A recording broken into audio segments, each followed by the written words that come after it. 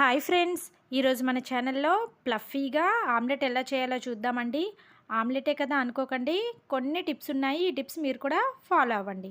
అయితే ముందుగా ఒక బౌల్లోకి పసుపు, ఉప్పు, కారము, ధనియాల జీలకర్ర పొడి, కొద్దిగా గరం మసాలా వేసుకొని కొంచెం వాటర్ వేసుకొని మిక్స్ చేసుకోవాలి. ఈ విధంగా మిక్స్ చేయడం వలన మసాలా పొడులు ఉండలు కట్టకుండా ఉంటాయి. తర్వాత దానిలోకి మనకు కావాల్సిన ఎగ్స్ తీసుకొని బాగా బీట్ చేసుకోవాలి.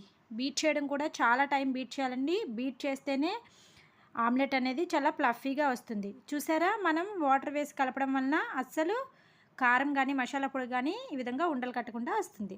తర్వాత దీన్ని పక్కన పెట్టుకొని మనం ఆమ్లెట్ వేసినప్పుడు ఖచ్చితంగా ఆమ్లెట్ వేసిన తర్వాత దానిపైన మూత పెట్టుకోండి. మూత పెట్టుకోవడం వల్ల కూడా ఆమ్లెట్ అనేది మంచిగా పొంగుతూ వస్తుంది. మూత పెట్టకుండా నార్మల్గా వేసేస్తే ఆమ్లెట్ అనేది అంత బాగా పొంగదు. మూత పెట్టి ఒకసారి ట్రై చేయండి.